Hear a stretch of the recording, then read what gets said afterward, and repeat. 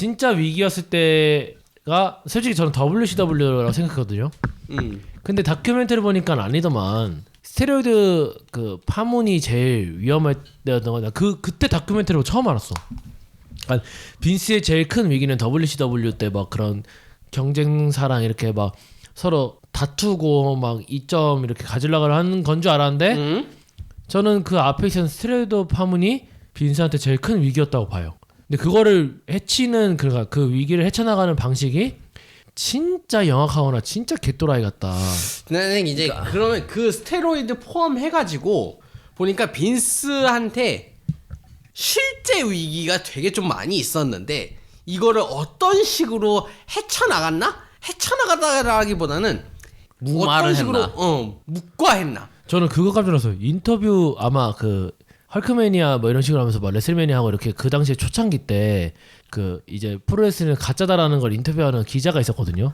그분이 이제 인터뷰했을 때 레슬러들한테 언질한 게 있어요. 아, 저 새끼 진짜 죽여버리고 싶다. 누가 죽여줄 사람 없나 이런 식으로. 그러니까 정확한 워딩은 뭐였냐면 헐크 호건이 그 해당 기자와 인터뷰하고 나서 헐크 호건이 빈스한테 갑니다. 빈스, 저 기자 가만히 두면 안 될 것 같다. 또 간신 새끼 입 놀리네 저거. 저 기자가 프로레슬링은 가짜라는 거를 아무래도 기사로 내보내려고 하는 것 같다. 그 얘기를 듣고서 빈스가 바로 라커룸으로 찾아오죠. 저 기자 우리가 가짜라고 얘기할 것 같은데?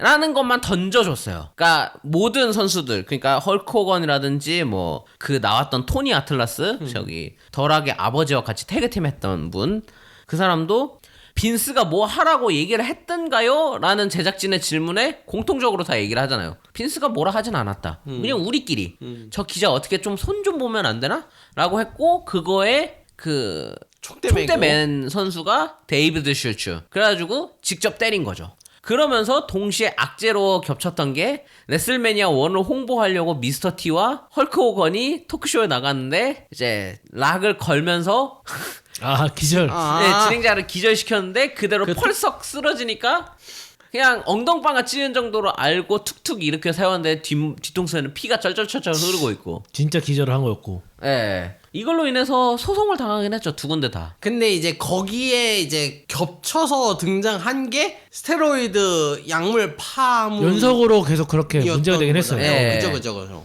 근데 스테로이드에 대한 부분들을 이제 뭐 모든 사람들이 다 했다라고 봐요. 저는 모든 레슬러들이 솔직히 해서 뭐 브렛 하트가 인터뷰에서 난 안 했다 했지만 브렛 하트는 안 했으니까 당당히 얘기했겠죠. 네. 근데 저는 그때도 얘기를 했지만 그 저희가 잠깐 쉬는 시간 때 토크하면서 얘기했지만 스테로이드가 담배라고 생각되는 점이 좀 있어요. 그러니까 그 시대에는. 그러니까 그리고 그 부분에서 이제 그냥 다 사용하고 다 즐기고 다 애용하니까 당연한 것처럼 여겨지는데 이제 그 법으로 규제가 딱 규제가 되기 되니까 그때부터 이제 빈스 본인조차도 이제 문제가 되는 거죠. 근데 그때 빈스가 좀 지혜로웠던 거는 그 빈스가 그 얘기했어요. 그 헐크 호건한테도 야, 너 했다고 해라. 거짓말 치지 마라. 인터뷰 가서 나는 실제로 했다고 했다. 다만 뭐 잘 얘기하되 정직하게만 얘기를 했는데 아마 헐크 호건이 거기서 자기 스테로이드 안 했다고 하자마자 모든 그 동료 레슬러들이나 아니면 헐크 호건 적들이 너 다 하지 않았냐 이런 식으로 인터뷰한 적이 있었거든요. 뒤집어지죠. 네. 그럴 맞아요. 때 느끼는 거죠. 아, 빈스도 영악하다. 근데 좋은 의미에서 이거는 그때 느끼는 것 같아요. 아, 빈스가 살아남는 방식이 이런 거구나. 배우진 않겠습니다. 그러니까 그렇게 봐야 될 것 같아요. 빈스도 약을 했을 것 같긴 한데 저는 이 부분에 대해서는 약간 안티스타와 의견이 반대되는 지점이 우리가 얘기를 했지만 빈스 본인도 스테로이드를 맞은 상황이었으니까 법정신에서 이제 그 얘기가 나오긴 나옵니다. 중앙정부의 얘기를 들은 헐크 호건이 정부를 위해서 얘기를 해줘라. 그러면 이제 미국은 어쨌든 이런 사법 거래가 어느 정도는 허용이 되니까 네. 너의 사면을 허락을 해줄게. 대신 빈스한테 불리하게 얘기를 해줘라. 라고 해서 갔더니 결국은 빈스 편을 들어줬잖아요. 그렇죠. 아니 이게 좀 빈스 편이라보다는 빈스를 옥죄이진 않았죠. 그러니까 살아남은 거기도 하고.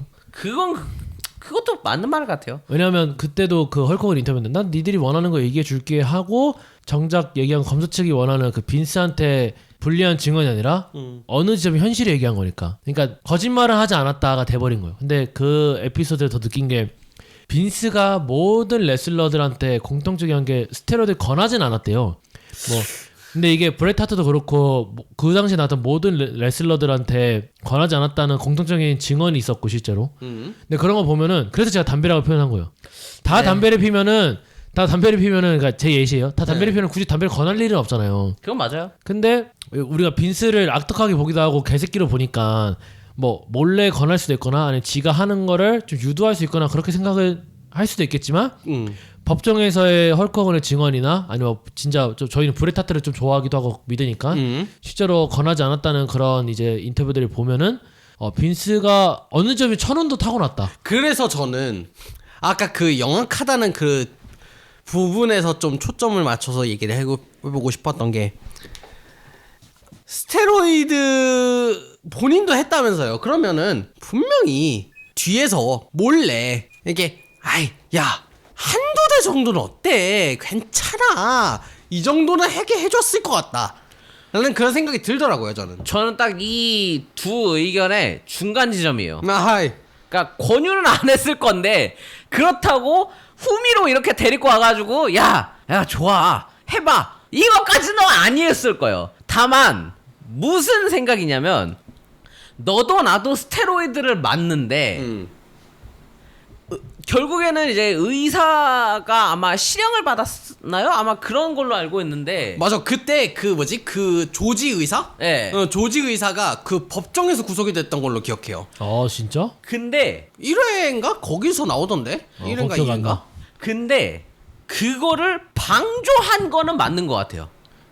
아니 나 그러면서 나 딱 그 부분을 보면서 어떤 생각이 들었냐면 빈스가 그 위기를 헤쳐나가는 방식이 흔히들 뭐 좀 빗대는 게 좀 과장된 걸 수도 있겠지만 우리 재벌가 같은 경우에도 꼬리 자르기 있지 않습니까? 뭐 그 소위 말하는 막 중간 딸이들, 막 중간 고위직들, 뭐 솔직히 자살로 위장해서 사고로 죽인다는 거 뭐 이런 식으로 이제 영화같이 벌어진 스토리들, 의심되는 스토리들처럼 진짜 그냥 꼬리 자르는 거야. 꼬리 자르고 우리는 아무 일 없었던 것처럼 괜찮아. 약간 그렇게 넘어가는 그런 느낌? 그게 좀 많이 보였어요. 빈스한테 일어나는 안 좋은 일들은 거의 다 단적으로 그렇게 보여지는 게 다큐멘터리 거예요. 상으로 보여요. 근데 그렇게 의심을 할 수밖에 없는 정황들도 어느 정도 있고. 예. 많아요. 그리고 이게 실제로 비단 스테로이드뿐만이 아니야. 그리고 실제로 그 다큐멘터리 끝에 그 이제 크레딧 올라가기 전에 보면은 그 무슨 사건에 어떤 뭐 여기를 최종 합의를 했다. 최종 합의 금액은 얼마다. 아니면 정확히 밝혀지지 않았다. 이런 식으로 하면서 맞아. 그 합의된 내용들을 올려줘요. 맞아. 그게 제일 소름 돋긴 해요. 아니 나 그 성범죄 스캔들 그런 건도 보면 이게 뭐 비단 우리가 흔히 생각하는 그런 일반적인 성범죄뿐만이 아니라 뭐 그 당시 게이? 네. 게이 그 패터슨. 1화 2화 관련된 그 아마 파문인 것 같은데. 거기서도 그런 일이 벌어지고 근데 그거를 돈으로 입막음하고 이게 몇 년 전 일이 아니고 최근에도 그러니까 최근에 뿐만이 아니라 40년 전에도 그런 일들을 제일 돈을 잘 아는 사람이니까 그런 거예요. 거기 그 레슬러 중 한 분이 그 전설급 되시는 그 거의 선생님급 되시는 그 레슬러 중 한 명이 그 얘기하잖아요. 빈스는 인종 색깔 안 따져. 오직 초록색만 봐. 나는 그게 진짜 그 한 줄 거기도 그렇게 표현해요. 그린이라 하고 옆에 가로치고 달러. 그러니까 내가 너의 색깔이 하얀색이든 검은색이든 심지어 네 피부 색깔이 보라색이든 난 신경 안 쓴다. 난 초록색만 본다. 근데 난 근데 그게 빈스가 살아온 모든 세월의 정답인 것 같아. 빈스 입장에서는. 그리고 빈스가 그 스테로이드 파문에 대해서 이렇게 다큐멘터리가 올라올 때 제가 최근에 방금 전에 헬로드님 영상 보면서 뒤에 헬로드님이 그거 하잖아요. 그 인터뷰들 번역해줘가지고 이러이러한 거 했댔다. 근데 네네. 락밴댐이 그 인터뷰를 올렸더라고요. 그 당시에는 솔직히 스테로이드 파문에 대해서 빈스만 욕하는 건 이해가 안 간다. 그러니까 진짜 그렇게 얘기했고 왜 그 이유가 뭐냐면은 그 뭐 회사나 빈스의 문제가 아닌 개인의 레슬러가 더 큰 문제가 있다고 본다.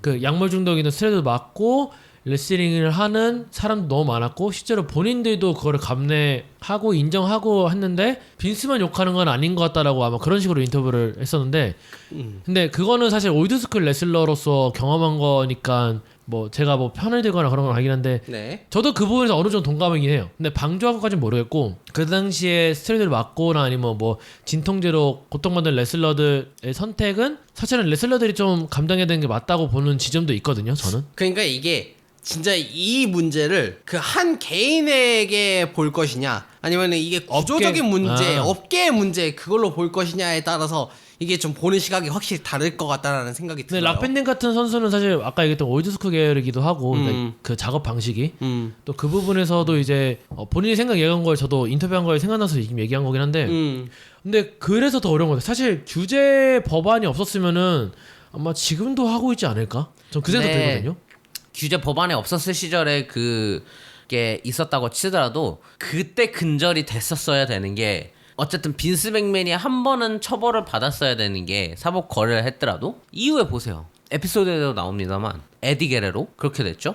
크리스 베너? 네. 그러니까 물론 이제 크리스 베나의 경우에는 그 크리스토퍼 노인스키 그 선수가 이제 원래는 총망받는 레슬러였지만 이제 기술 한번 잘못 맞는 바람에 내진탕 와가지고 결국에는 레슬러 생활을 그만두고 이 이후에 선수들한테 뇌진탕이 얼마나 큰 영향을 미치는가를 알아보기 위해서 본인이 직접 뇌건강재단도 만들고 적극적으로 파악을 하죠. 베나 그 부검도 아버지께 정식으로 부탁해서 부검했다는 것도 아마 거기서 나오는 걸로 알고 있는데 네, 본인이 뇌 파일을 전부 다 받아보고 근데 이거를 WWE에 보여줘도 NFL에 보여줘도 그러니까 미식축구, 아이스하키 다 보여줘도 그 선수가 그 경기 뛴다고 뭐가 되겠냐 뇌가 뭐 망가지기를 하냐 뭐 하냐 그 당시에는 인식이 그랬으니까요.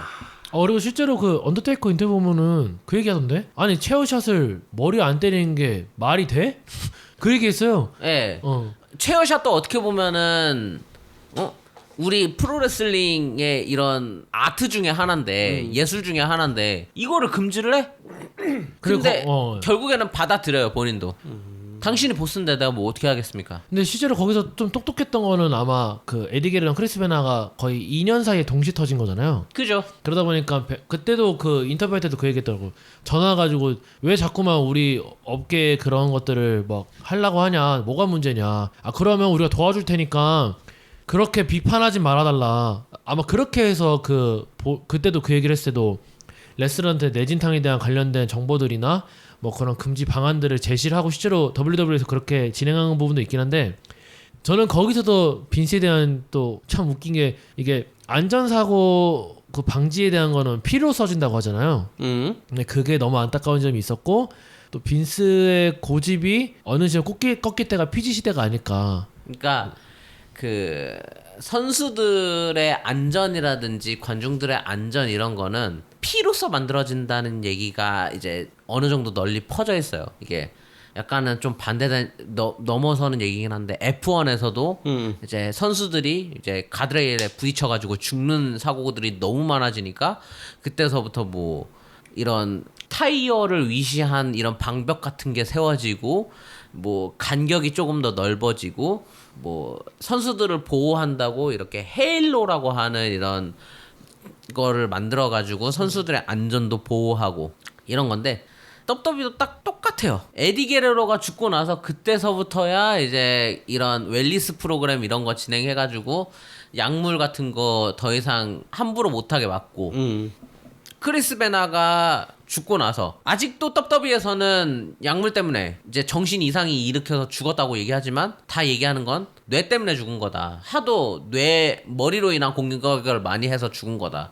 그러니까 그 사람들 직접 불러서 선수들한테 그런 프로토콜을 알려주세요. 우리도 그러면은 프로토콜을 만들어서 진행을 할게요. 이러는 것처럼 정말 어린이들 그리고 가족 연령이 보기 위한 그 사람들한테 보여주기 위한 프로레슬링을 만들기 위해서 정말 노력을 열심히 했다. 그거만큼은 빈스한테는 인정을 해줘야 돼요. 그러니까 큰 위기에 제일 큰 강점을 버리는 게 그 자신의 뭔가 고집을 잠깐 버리는 순간들이 있더라고. 근데 그때가 빈스가 제일 능력이 제일 잘 인정될 때, 제일 활용될 때인 것 같아. 오케이. 근데 이 모든 거를 다 갈아엎게 만드는 건 성추문이다.